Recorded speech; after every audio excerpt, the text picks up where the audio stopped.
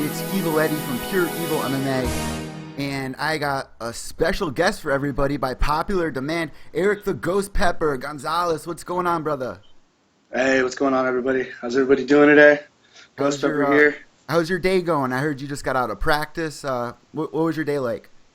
Yeah, woke up this morning, went to practice, had a sparring over at a systems training center in Hawthorne, and I have a couple guys that have title fights coming up, defending their title. We have Dimitri.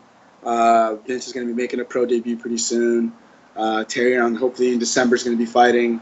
So, we got a lot of guys that are going to be competing. We got a couple amateurs fighting this Sunday as well for University of MMA as well. That's awesome. For all my listeners out there that aren't familiar, of course, our friend Jody requested you. Combat America has been a big hit. And for all my listeners that don't know who you are, can you give everybody a quick background of yourself and why people should know you? All right. Well, my name is Erick Gonzalez. Nickname is the Ghost Pepper. For any of you that have any questions of where I got that from, it's a little bit of a story, so you can hit me up on Twitter, Ghost Pepper MMA. Grew up in California by the beach, Redondo Beach. That's my hometown, South Bay. I'm 6-1 currently. Was ranked 20th since I haven't fought in a couple months. I'm sure some guys have fought that were above me, so it moved me down to 21. And I fight at a systems training center. I got a lot of good guys coming out of there. You got Terry Ware, Christos Siagnos, UFC veteran. Dimitri defending his title for CFX this December. And yeah, man, that's basically where I've been at for the last 3-4 years. The reason you guys should know me, I'm up and coming, and I'm for sure going to be the next lightweight takeover. It's a lot of hard work and a lot of dedication I put into it, and I have all my marbles set on this, and it's the only thing that's definitely keep me going in life. So keep up with me, follow me anywhere. I'm the Ghost Pepper MMA. So now that it's towards the end of the year, every beginning of the year we all make New Year's resolutions. What was your New Year's resolution, and did you fulfill it? For this year, honestly, no, I didn't fulfill it. I was hoping to get a title fight by the end of this year, but I did sign up with the Combate Americas this year, and that was actually a pretty big step for me. They did a lot of marketing, and they have so many things going on. So honestly, it was a good step in my end. So I got to thank Mel for that, and the whole team in Combate, because they got me some great fights, and I got one more, and then I qualified for the title. So hopefully by next year I take that title and then defend it twice, and then the New Year's resolution for sure is going to get that call for UFC.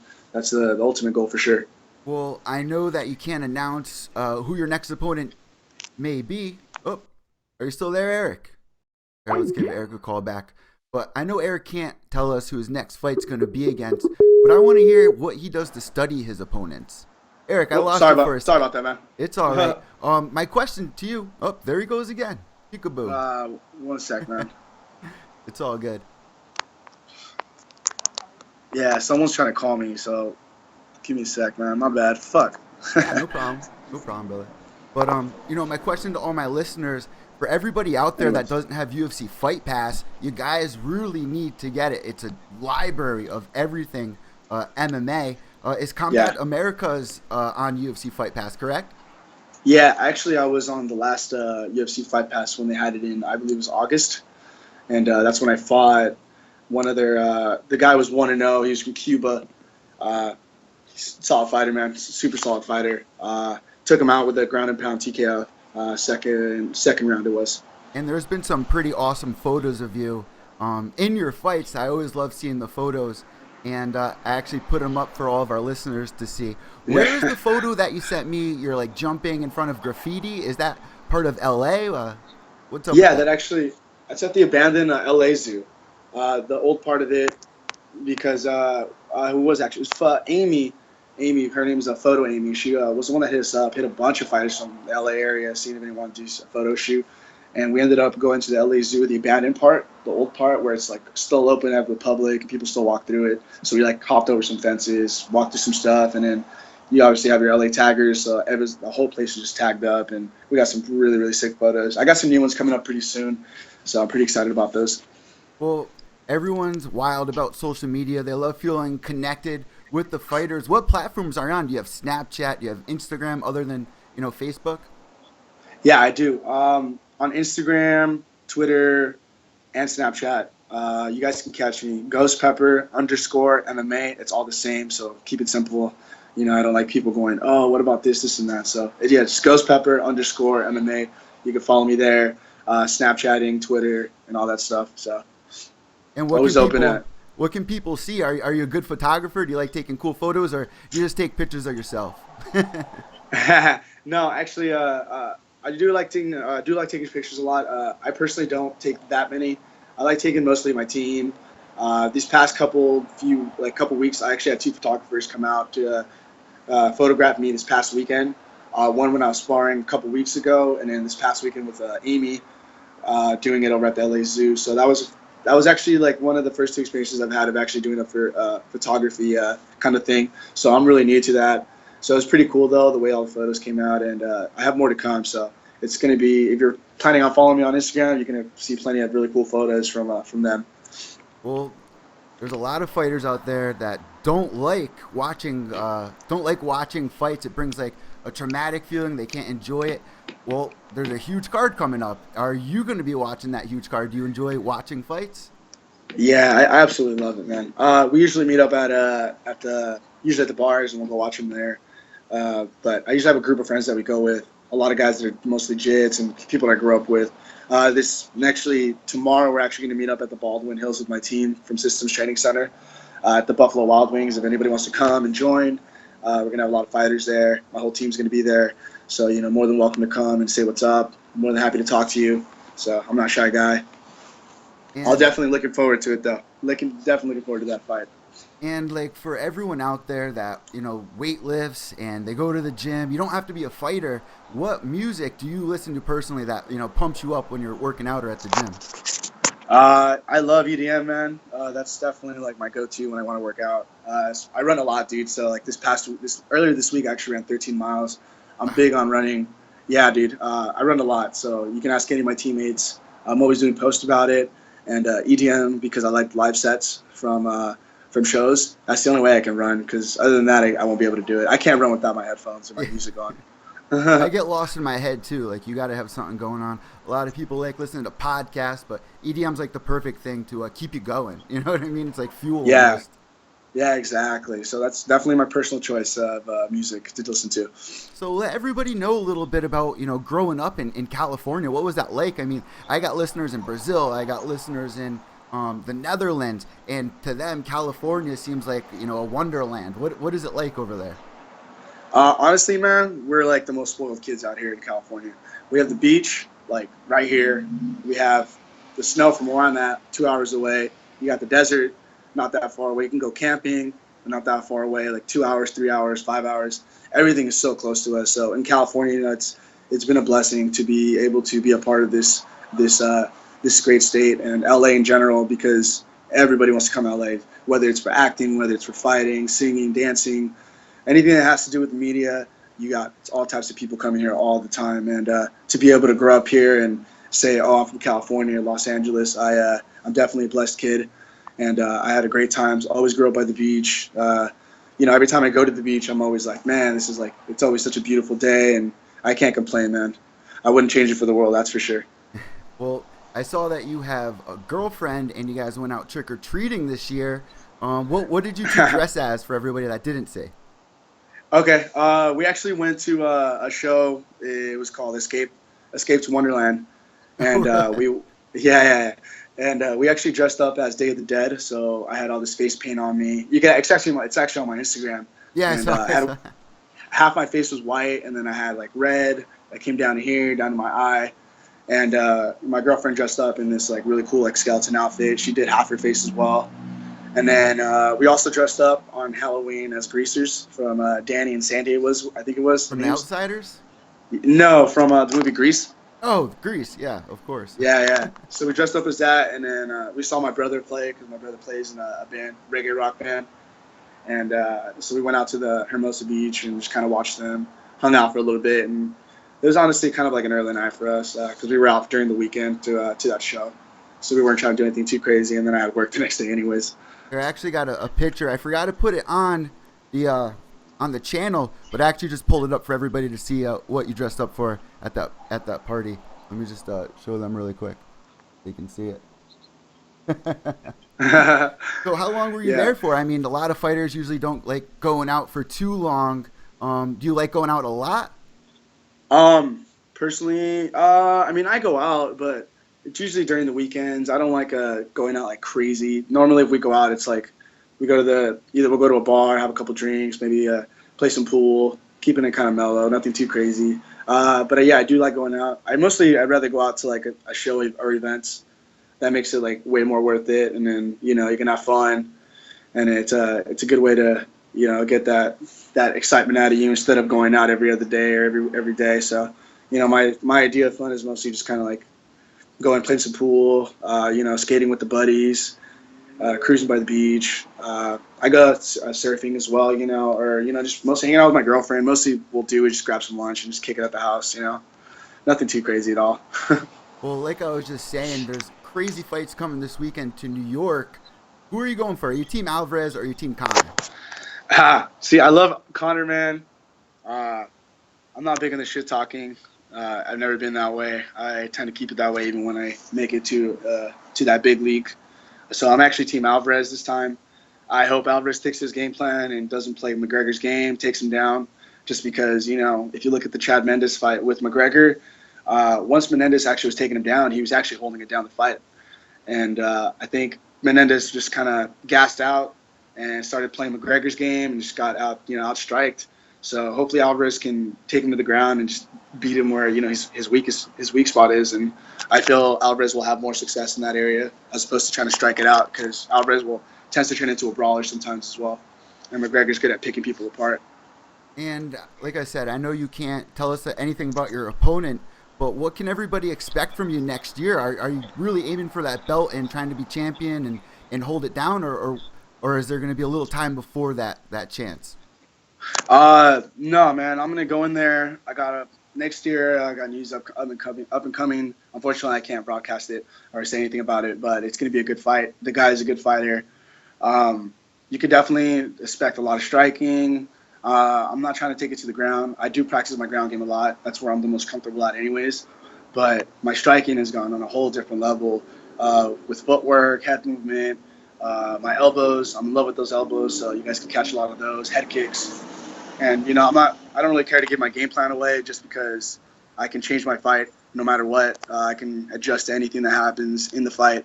So I'm a very different fighter. I can switch it up on anybody at any time during the fight. So to me, telling my game plan is not that big of a deal. I know a lot of fighters like, oh, I'm not going to tell you what I'm going to do because then you're going to know. It's like, who cares? Just throw it out the door. Let's do this. We're there to fight. It's going to change regardless once you get punched in the face. I got a fan question for you, if that's all right, if you can answer it. Yeah, yeah. A question from our follower Jody, who actually was requesting you to come on to the show. She wants to know, when did you start Brazilian Jiu-Jitsu, and what color belt do you have? Actually, I started off as a wrestler when I was 13, and I didn't start doing jiu-jitsu till I was about, I want to say, 16, 17 years old. I'm 24 years old now. I've always done no-gi, so I'm actually a white belt. But a lot of my teammates say that I compete at like a purple belt rate for sure, like on that level. Unfortunately, I'm not a gi fan, so I'm sorry if you guys are a gi fan. I'm not a gi fan. I'll do it for fun, shits and giggles, but other than that, I won't ever. I have a gi that just sits in my closet. I'll put it like that. It's just collecting dust. And also, how long have you and your girlfriend been together for? Me and my girlfriend, we've actually been together not that long. It's very recent. It's been a very good start. Actually, they're probably one of the most compatible relationships I've had so far. So Yeah, I know that like fighters, it's difficult to be in a relationship because you have so much to focus on with your. It's almost kind of like a selfish sport. So for a girl to put up with a fighter or vice versa, you got to give them credit, Yeah. No, MMA is one of the most selfish sports, man. That's for sure. It's not semi-selfish. It's just such a selfish sport because once we get to our fight zone and our fight mode, we're just like we're just training, man. We're in the gym, and if we're not at the gym, we're fucking sleeping. We're sleeping and we're resting, because we gotta recover for the next day. You have your own apartment. You live on your own. I live in a townhouse condo. I have 2 roommates. One of them actually plays football, and he's been injured for a little while, but he's a good motivation to have as someone that he pushes me to go to the gym for sure because he goes to the gym every day. And then I have my other roommate. He's a dancer, and he's actually into raving and EDM and a lot of that stuff. So it's pretty cool. We That's live got to be a lot of fun out there. Yeah. So it's pretty cool. You know, we usually have a pretty good squad of people that we meet up with when we go out to events and musical events. So I love it. We all get along pretty well, and we live like 5 minutes from the beach. So as we get towards the end of this interview, what are some of your other hobbies out there? I know you said you like listening to EDM, go surfing and stuff. What are your other hobbies? Hobbies wise, honestly, I like going to play pool. Me and my girlfriend actually will go play. We actually been bowling a lot more lately. I used to bowl a lot with my buddies. We used to go like every week. I had my own bag, my own shoes. I used to average like 180, 200. Wow, really?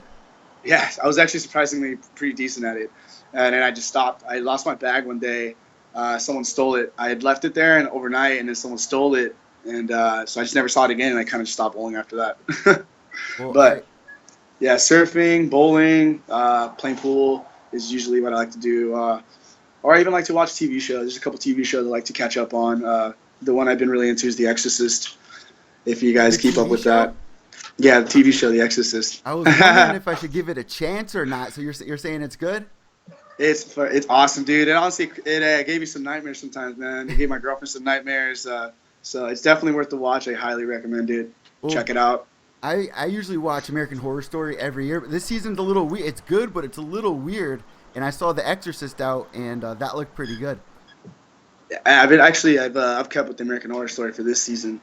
It's a pretty good show. It's been really weird though. A lot of twists and a lot of plot twists. So. What's your favorite season so far? Mine was the Freak Show season. The circus one? Yeah. Yep. Yeah, that was my favorite one. The clown. The clown was serious with no jaw. That was serious. Yeah. No, that was definitely one of my favorites. I like this season too. It's just very. It's been really hard to upkeep. If you're not watching the whole thing, you're going to be really kind of lost halfway through it. Yeah, literally, if you miss an episode. One of my last questions to you, since we're on the subject of TV, The Ultimate Fighter is out right now, season 24. Everyone's fighting for the belt. Have you been following along with that, and are you a fan of Ultimate Fighter? Honestly, I've never kept up with Ultimate Fighters, man. The only one I ever kept up with was the one, which I told you, the fight that got me completely stuck on UFC was the season with Stephen Bonner and Forrest Griffin when they both got the contract. And I, honestly, ever since that, I never really have kept with it. I want to start getting into it. I have UFC Fight Pass, so I should be watching it. Yeah, but, guys. If you guys don't have UFC Fight Pass, I don't know how many times I have to tell you. Everything MMA is on there. It's the MMA Netflix. Get it. It's $10 a month, not even. Yeah, it's pretty cheap, guys. Definitely recommend getting it.